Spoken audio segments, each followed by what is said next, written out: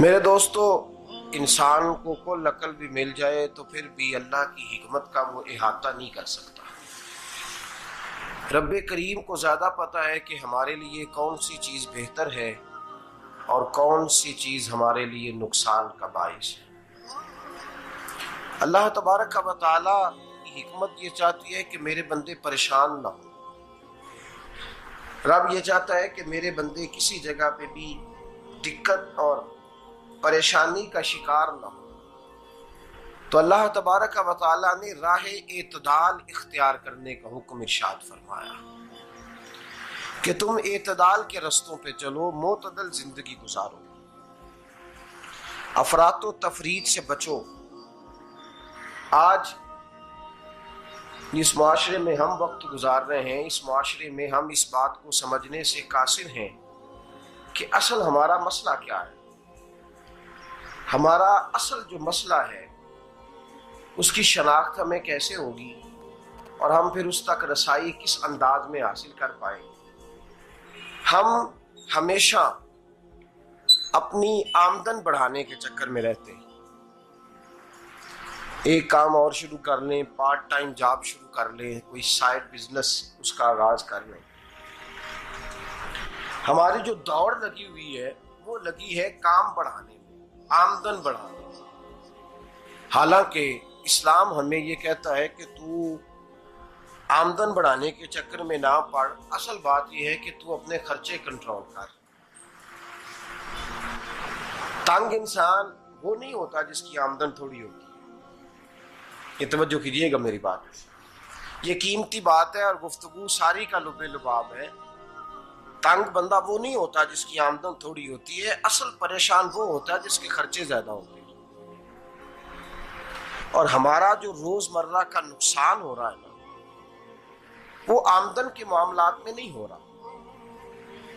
बुनियादी नक्श जो वाकया हो रहा है वो ये है कि हमारे अखराजात ज्यादा, और वो अखराजात किसी और ने नहीं बढ़ाए।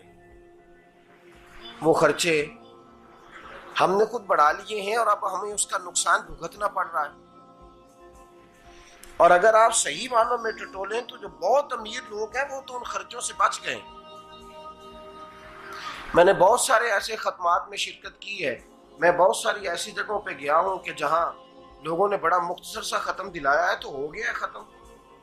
खत्म के मामले में कब किसी ने पाबंदी लगाई है कि उसमें 200 आदमी शरीक होगा तो तब ये साले सवाब सही हो सकेगा? कौन कहता है?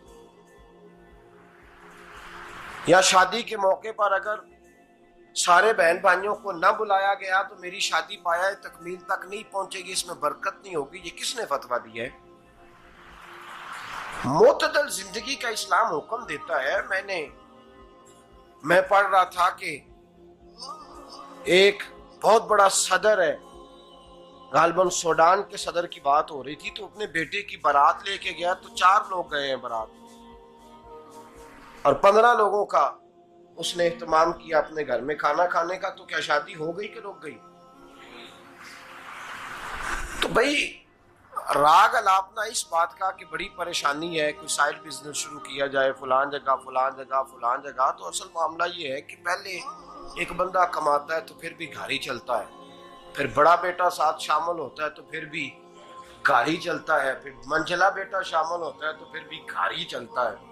जो रोना दादाजी रोया करते थे कि बड़ी मुसीबत है, बड़ी मुश्किल है, गांव में रह अकेले होते थे और वो 5 बच्चों को और 4 बच्चियों को वो पालते थे, तो जो वहां परेशानी थी वही आज परेशानी शहर में आकर पढ़ लिख कर मोटी तनख्वाह लेकर वही परेशानी हमें है।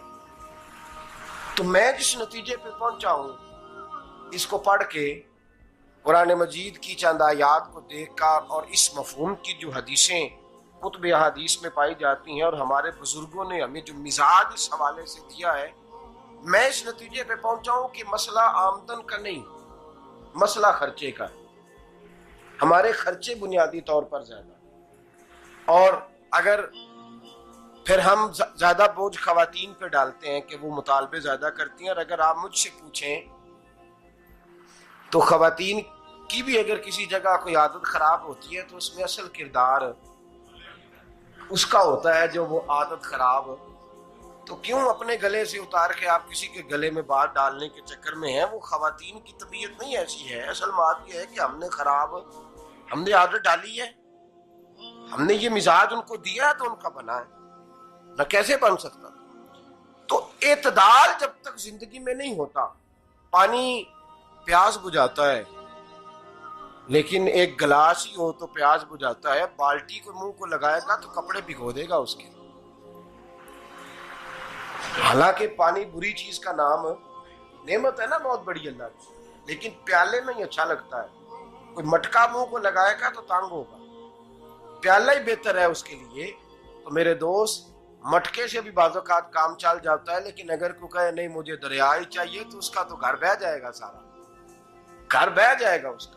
हमें दरिया काबू करने का मूड बनाया हुआ है तो इससे घर बहा करते हैं, इससे घर बना नहीं करते। घर प्याले से पानी पीने से बनता है। अगर तू दरिया पे कब्जा करने का मूड बनाएगा तो घर बनेगा नहीं, घर बह जाएगा। आग ना हो तो खाना पक नहीं सकता, लेकिन हल्की आंच से खाना पकता है। और अगर आंच तेज कर दी जाए तो जी, करीने क्यास बात कर रहा हूं मैं, अकल से मावरा नहीं कर रहा। करीने क्यास समझाने के लिए मिसालें दे रहा हूं। हल्की आंच पे खाना पक जाता है और आग तेज हो तो खाना जल जाता है। तो खाना उतनी देर ही खाने के काबिल रहता है जब तक वो हल्की आंच पे पकता है। तू जितनी मर्जी तू कहता है नहीं मेरा गुजारे नहीं, आग तेज होनी चाहिए, तो मियां जल जाएगा, जल जाएगा। हवा न मिले तो सांस नहीं आती, ठीक है? ऑक्सीजन ना हो तो सांस है, हवा ना चले तो गुजारा नहीं होता। लेकिन अगर तेज चले ना, अगर तेज चले तो आंधी और तूफान बन जाए तो छतें गिरा देती है, जाने ले लेती है। हम हैं तूफान के चक्कर में, हम हैं दरिया के चक्कर में, हम हैं बड़े नाव के चक्कर में। तो मियां हल्की आंच ही अच्छी है, याद रख।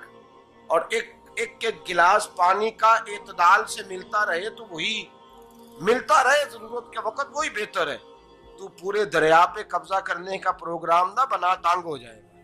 और मेरे अजीज याद रख, हवा सांस लेने के मुताबिक मिले तो वो ये अच्छी है, जो सांस बंद करने पे आ जाए वो हवा अच्छी।